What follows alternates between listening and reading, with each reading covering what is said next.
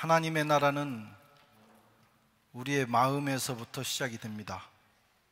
하나님 나라의 씨앗이 좋은 마음에 떨어졌을 때 싹이 나고 꽃이 피고 30배, 60배, 100배의 열매를 맺는다고 우리 주님께서 가르치셨습니다. 오늘 우리가 읽은 본문은 그 하나님의 나라가 어떤 속성을 가지고 존재하느냐 하는 것을 우리에게 보여주십니다. 세 개의 비유가 나옵니다. 등불 비유, 또 씨앗 비유, 겨자씨 비유.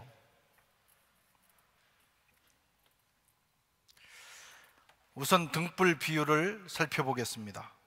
21절에 또 그들에게 이르시되 사람이 등불을 가져오는 것은 말 아래에나 평상 아래에 두려함이냐 등경 위에 두려함이 아니냐. 말이라는 단어가 나오고 평상 그리고 등경이라는 단어가 나옵니다. 말이라고 하는 것은 옛날에 곡식을 계량하는 큰 용기, 우리나라에도 이 말이 있습니다. 그리고 말보다 조금 작은 게 되라고 그래서 사각형으로 되어 있는 그 용기가 있고, 그 위에 말, 그 다음에는 가마니, 쌀을 팔을 때 한 가마니 두 가마니 이렇게 해서 계산을 했습니다. 또 평상이라는 게 나와요. 평상은, 한국에서는 평상은 여름철에 밖에다가 그늘 밑에 놓고 올라가서 쉬면서 수박도 먹고 대화도 나누는 그런 곳인데, 팔레스틴에서 이스라엘 백성들이 사용하는 이 평상은 침대를 가리키는 겁니다. 그리고 등경이라고 하는 것은 등불이 전체를 잘 비출 수 있도록 그 등불을 높이 놓는 등잔대를 등경이라고 합니다. 사람이 불을 켜서 등잔대 위에 놓지 그것을 말 안에 놓거나 아니면 침상 밑에 두지 않는다 하는 것을 주님께서 말씀하신 겁니다. 등불의 목적이 뭐냐? 등불의 목적은 밝히 비추는 겁니다. 우리가 불을 켜서 그 불을 비밀스럽게 간직하는 것이 아니라 그 불이 전체를 비출 수 있도록 열어놓는 것입니다. 그래서 말 아래나 평상 아래 두지 않습니다. 하나님 나라가 어떤 곳이냐? 바로 어떤 사람이 불을 켜서 등경 위에 두는 것과 같다는 거예요. 하나님 나라는, 그리고 그 나라의 복음은 누군가가 그것을 은밀하게 숨기는 것이 아니라 모든 사람이 듣도록, 열방이 듣도록, 모든 족속이 그 말씀을 보고 들을 수 있도록 널리 전파되는 나라, 누구든지 들어갈 수 있는 나라, 적극적으로 공개되는 나라. 여러분, 그것이 하나님의 나라입니다.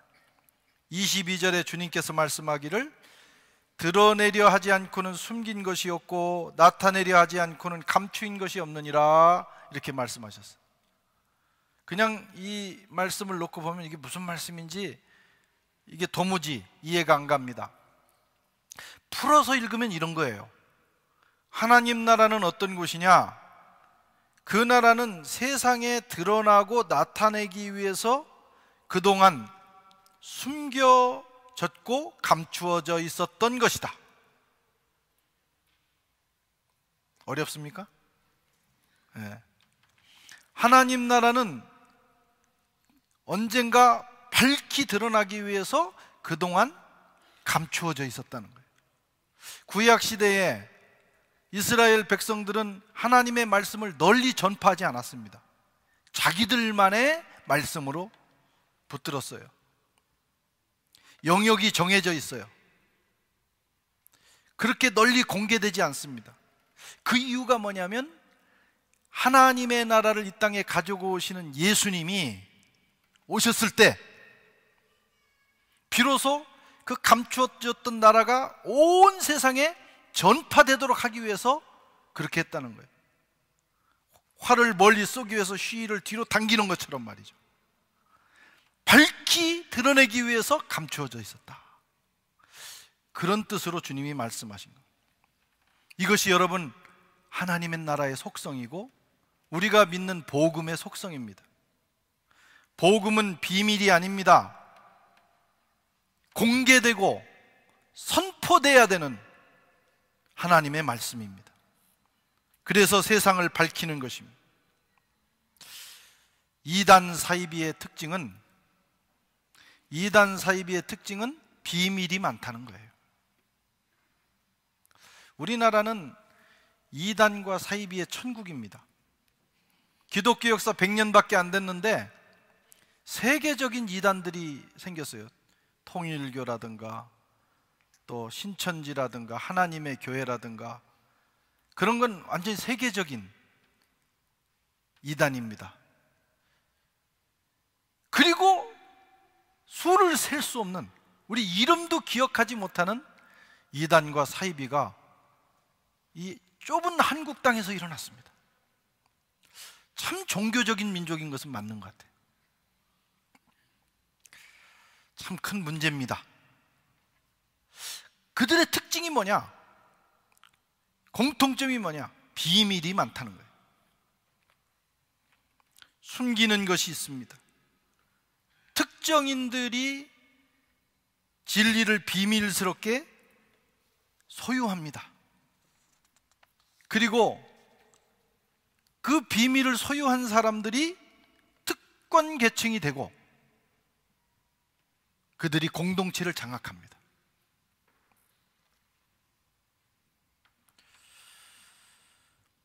복음은 그런 게 아니에요. 복음은 비밀이 없습니다. 누구나 들을 수 있어야 되는 거예요. 하나님의 나라는 비밀이 아닙니다. 누구에게나 공개되는 나라입니다. 누구든지 들어오기를 원하는 자는 들어올 수 있는 거예요. 어떤 특정인만을 위해서 존재하지 않습니다. 그래서 하나님 나라 백성은, 복음 안에 사는 사람은 늘 떳떳합니다. 여러분 예수 믿는 거 떳떳해요, 안 해요? 여러분들이 가지고 있는 그 복음, 여러분들이 받은 하나님의 말씀이 떳떳합니까? 부끄럽습니까? 비밀스럽습니까? 누가 알면 어떡하나?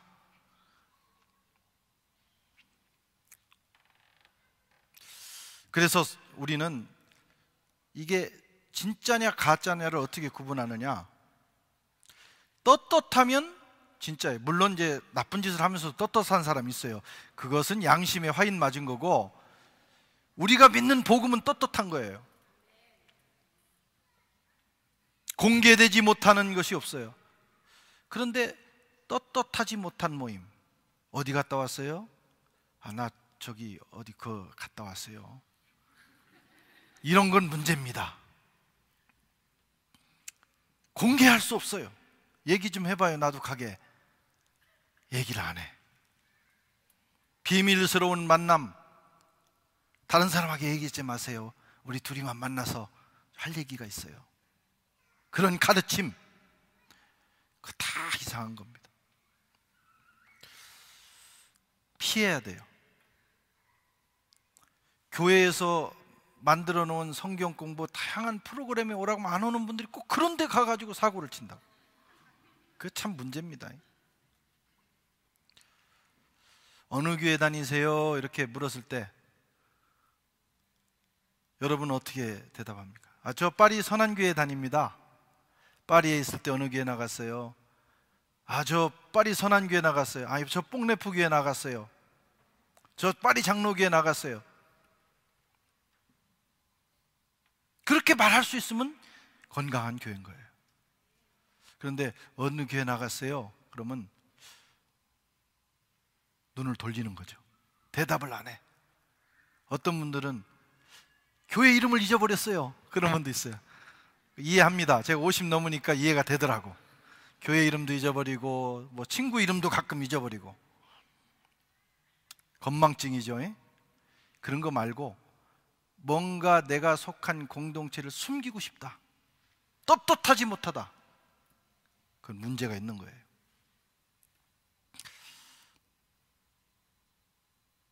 여러분, 우리 교회 다니는 것을 떳떳하게 생각합니까? 숨기고 다니지 마세요. 하나님 나라는, 우리가 믿는 복음은 클리어한 겁니다. 공개적인 거예요. 비밀스럽게 숨겨야 하는 말씀이나 교리가 없다, 이런 말씀이에요.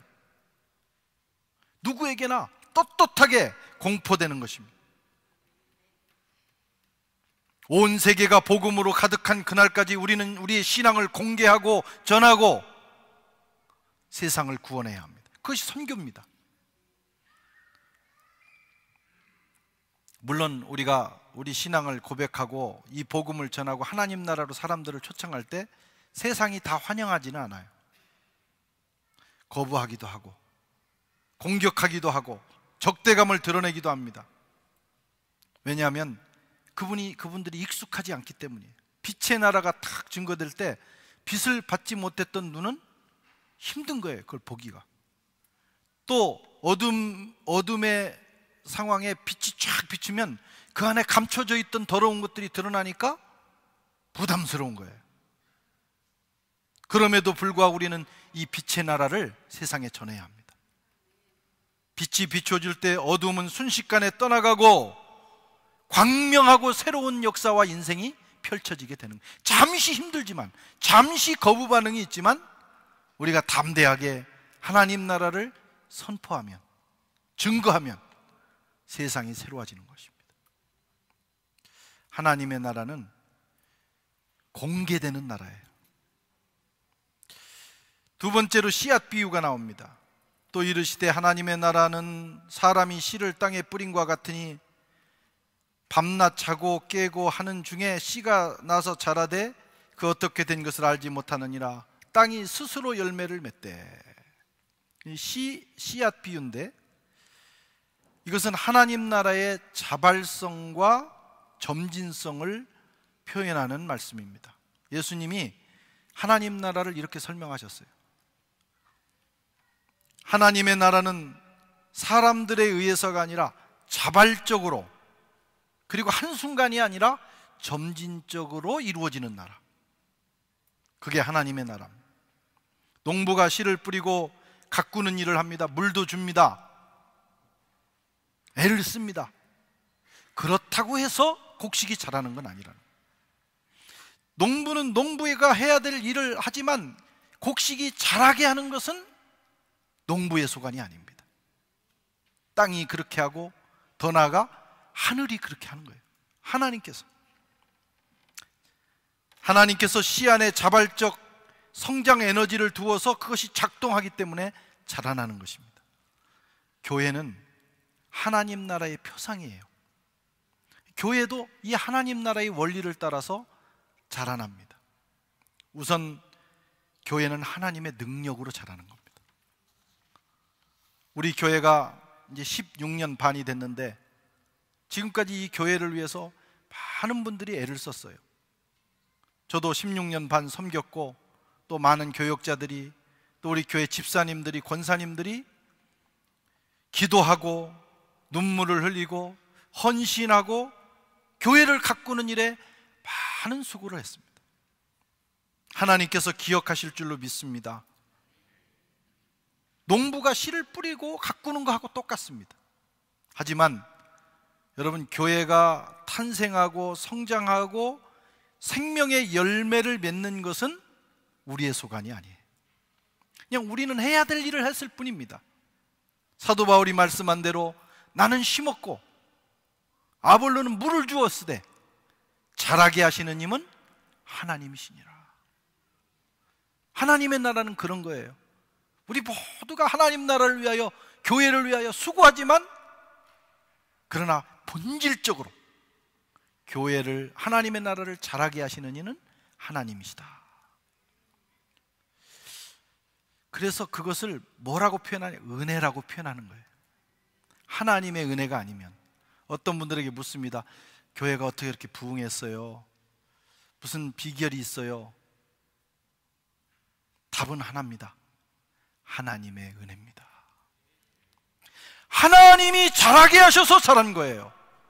우리 모두가 수고한 것은 확실하지만 그것이 본질은 아닙니다. 그래서 주님 나라를 위해서 일하는 사람들이나 교회를 위해 섬기는 사람들은 철저하게 이것을 가슴에 담아야 돼요. 하나님이 하신다. 잘 되고 부흥한다고 해서 우쭐하고 교만할 것도 없고. 왜? 하나님이 하신 거니까. 또 잘 안 풀린다고 해서 그것 때문에 실족할 이유도 없습니다. 최선을 다하면 되는 거예요. 왜? 하나님의 뜻이 있는 거예요. 그것을 인정하는 것이 하나님의 나라. 교회는 점진적으로 자랍니다. 오늘 본문에 보면 저가 밤낮 자고 깨고 하는 중에 처음에는 싹이요, 다음에는 이삭이요, 그 다음은 충실한 이삭의 충실한 곡식이라. 농부는 기다릴 줄 알아요. 씨를 뿌리면 그 다음 날 곡식을 거두러 가지 않습니다. 그렇게 하는 농부는 정신병자입니다. 과정이 필요하다는 걸 압니다. 점진적으로 잘한다는 걸 알아요. 근데 성질 급한 사람은 뿌리고 그 다음 날 왜 싹이 안 나나 해서 또 캐보고 또 다른 걸 심어보고 그런 사람도 있다 이거예요. 그건 어리석은 농부입니다. 어떤 사람은 빨리 자라게 하기 위해서, 더 짧은 시간에 크게 자라게 하기 위해서 촉진제, 성장 촉진제, 그거 먹는 사람 병 걸려요. 건강하지 않은 제품이 나옵니다. 여러분, 생명체는 필요한 시간이 있는 거예요. 점진적으로 자라는 거예요. 모든 과정을 건너뛰고 열매를 맺을 수 없습니다. 농부는 그걸 알아요. 그래서 뿌려놓고 기다립니다. 기다림의 인내가 믿음이에요. 농부의 믿음이에요. 내가 이렇게 기다리면 반드시 싹이 난다. 추의 의심도 없습니다. 하나님 나라가 그렇다는 거예요. 우리가 뿌리고 믿음으로 기다리면 때가 되면 열매 맺게 하시는 거예요. 여러분 그걸 믿으십니까? 그러니까 조급할 것도 없고 조금 늦어진다고 실망할 것도 없어요. 하나님의 때가 되면 반드시 열매가 맺습니다. 우리 교회가 처음 개척이 됐을 때 소위 말하는 급성장을 1년 동안 했어요. 어린이 4명, 성인 10명이 시작을 했는데 1년이 되니까 120명 정도가 주일날 모이는 거예요. 막 앉을 자리가 없을 정도로. 아주 큰 은혜가 있었습니다. 우리 생각에는 야, 이런 분위기로 가면 금방 200이다, 금방 300명이다, 야, 파리 땅에 1000명 모이는 교회가 생길 것이다. 누구나 흥분했어요. 우리의 기대대로 되지 않았습니다.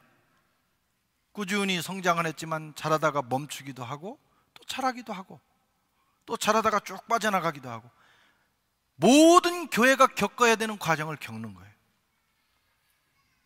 야, 그냥 정말 한 2년, 3년 됐을 때 한 1000명이 됐으면 이 교회사에 남을 그런 기적이 이루어졌을 거예요. 그런데 교회가 생명체이기 때문에 그렇게 안 됩니다. 그렇게 되는 게 비정상이에요. 어떤 분이 저에게 와서 그래요. 목사님, 우리가 그때는 금방 이렇게 될 줄 알았는데 그게 안 되는 거 보니까 뭐가 문제가 있나 봐요. 그러더라고. 그래서 나보고 나가라는 건가? 내가 문제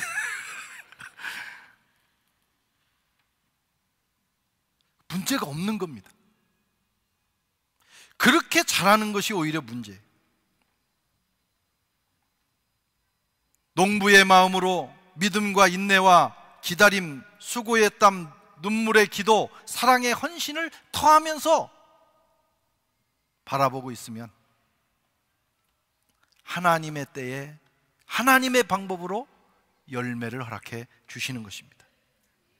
야고보서 5장 7절에 그러므로 형제들아 주의 강림하시기까지 길이 참으라. 보라 농부가 땅에서 나는 귀한 열매를 바라고 길이 참아 이른 비와 늦은 비를 기다리나니. 우리가 농부보다도 믿음이 없어요. 하나님을 믿는다고 하면서도 기도해놓고 씨를 심어놓고 하나님 1년이 됐는데 왜 응답 안 주시는 거예요? 하나님 없는 거예요. 그리고 시험 들어버려요. 농부만 또 못합니다. 사실 저도 고민을 했어요. 이렇게 금방 교회가 잘 이렇게 할 줄 알다가 이게 어려움도 겪고 그런 위기들을 겪으면서 제가 이제 저희 고향에 있는 아버지하고 통화하면서 아유, 그 생각보다 쉽지 않네요. 그렇게 말씀을 드렸더니 우리 아버지는 농부십니다. 생명체라는 게 원래 그런 게 아니다 그러시더라고. 제가 농부한테 배웠습니다. 그게 정상이다 이거예요. 여러분, 하나님 나라는 그런 거예요. 여러분 마음에서, 여러분 인생에서 시작된 출발한 그 하나님의 나라도요, 그 축복의 나라도 점진적으로 자라납니다. 그래서 내 대해서 내가 금년 1년 잘 믿어보고 쇼부를 보겠다 그렇게 생각하면 신앙생활 못해요. 내가 내 평생을 주님께 한번 바쳐보겠다. 나한테서 열매가 안 맺혀지면 내 아들에게서, 내 자손에게서 2대, 3대 하나님의 축복은 1000대 이르는 축복이라고 그랬어요. 크게 잡고 길게 잡고 그 하나님 나라의 점진성을 우리가 이해하고 받아들이면 신앙생활도 크게 할 수 있어요. 그렇게 되기를 축원합니다. 겨자씨 비유가 나옵니다. 30절에 32절에 나옵니다. 여러분, 세상에서 가장 작은 씨는 사실은 겨자씨가 아니에요. 난초씨라고 합니다. 그런데 팔레스틴에서는 겨자씨가 제일 작아요. 이 겨자씨는 원산지가 중앙아시아입니다. 중앙아시아에서는 겨자씨가 자라면 한 2m 정도 자랍니다. 1에서 2m. 그런데 팔레스틴에서는 3에서 4m를 자란대요. 겨자씨는 눈에 보이지 않을 정도로 작은데 그것이 나중에는 3, 4m까지 자라서 나물이 아니라 사실은 나무처럼 되는 거예요. 작을 때는 새들이 와서 한 입거리도 안 됩니다. 너무나 보잘것없고 미약합니다. 그러나 그것이 자란 다음에는 새가 와서 둥지를 틀고 자기들의 삶을 의탁할 만큼 되는 거예요. 하나님 나라는 그런 것입니다. 교회는 그런 것입니다. 여러분 속에서 시작된 복음의 역사는 그런 거예요. 처음에는 보잘것없어요. 주목할 만하지 않습니다. 미약합니다. 연약합니다. 에휴, 그래가지고 뭘 하겠어. 에휴, 그 교회가 뭘 하겠어. 에휴, 저런 인생이 뭘 하겠어. 아무도 주목하지 않습니다. 아무도 기대하지 않아요. 그러나 하나님의 나라는 점점 자랍니다. 그래서 세상이 와서 깃들일 만큼 무시하고 멸시하고 함부로 하던 존재들까지도 와서 도움을 얻을 만큼 그 나라는 왕성하게 자라는 것이. 초대교회는 참으로 미약했어요. 오합지졸이었어요. 로마 군대에 비하면 저건 한 주먹감도 안 되는 그런 공동체였어요. 정말 보잘것없는 사람들이 모여서 시작된 나라입니다. 그 교주가 십자가에 죽었어요. 예수님이 십자가에 죽으셨어요. 그런데 여러분, 그 나라는 점점 이스라엘 땅을 점령하고 로마를 새롭게 하고 유럽을 점령하고 온 세계에 전파되었습니다. 여러분, 그것이 하나님의 나라예요. 예수님은 이 땅에 오셔서 바로 이런 모습으로 사셨어요. 주님이 이 땅에 오셨을 때 이사야 선지자는 이렇게 고백합니다. 그는 메마른 땅에 뿌리를 받고 가까스로 돋아난 햇순이라고 할까, 메마른 땅에서 쫙쫙 갈라진 땅에서 겨우 싹이 하나 나오는데요, 이게 살아남을 수 있을까 하는 정도라는 거예요. 늠름한 풍채도 없어요. 멋진 모습도 그에게는 없어요. 메시아 왕의 풍채가 있어야 되는데 예수님이 그렇지 않았다는 거예요. 눈길을 끌만한 볼품도 없었다. 사람들에게 멸시를 당하고 퇴박을 맞았다. 그는 고통을 겪고 병고를 앓은 사람, 사람들이 얼굴을 가리고 피해갈 만큼 멸시만 당하였으므로 덩달아 우리도 그를 멸시했다. 그게 예수님의 모습이에요. 주목할 만한 것이 아무것도 없었어요. 그런데 그의 최후는 어떻게 되었습니까? 빌립보서 2장 9절 이하에 이러므로 하나님이 그를 지극히 높여 모든 이름 위에 뛰어난 이름을 주사 하늘에 있는 자들과 땅에 있는 자들과 땅 아래에 있는 자들로 모든 무릎을 예수의 이름에 꿇게 하시고 모든 입으로 예수 그리스도를 주라 시인하여 하나님 아버지께 영광을 돌리게 하셨느니라. 하늘에 있는 천사들까지도, 땅에 있는 모든 존재가, 저 바닷속 음부에 있는 존재까지도 모두 그리스도의 이름 앞에 무릎을 꿇게 되었다는 거예요.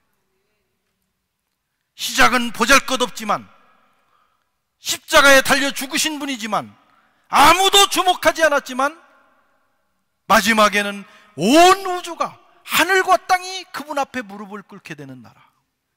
여러분, 그것이 하나님의 나라입니다.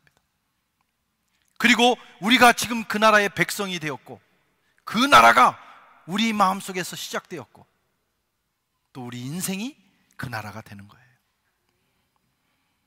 사랑하는 성도 여러분, 하나님 나라는 처음에는 보잘것없지만 마지막은 세상을 품은 만큼 강대한 나라입니다.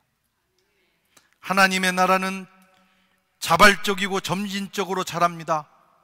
우리가 수고하지만 겸손하게, 그리고 믿음으로 기다릴 수 있어야 돼요. 하나님 나라는 클리어합니다. 모든 이에게 전파되는 나라예요. 우리가 그 나라를 위하여 부름을 받았고 또 그 나라를 위해서 사는 사명자들입니다. 하나님 나라를 이해를 잘 하셔야 돼요. 그리고 이 거룩하고 놀라운 나라로 불러주신 하나님께 감사하면서 이 나라를 위하여 애쓰고 힘쓰다가 마지막 날에 주님을 만나야 합니다. 하나님 나라는 이와 같으니, 오늘 이 말씀을 여러분 몇 번이고 생각하시면서 하나님 나라를 잘 이해하시고 그 나라를 위해 충성하는 역사가 있기를 축원합니다.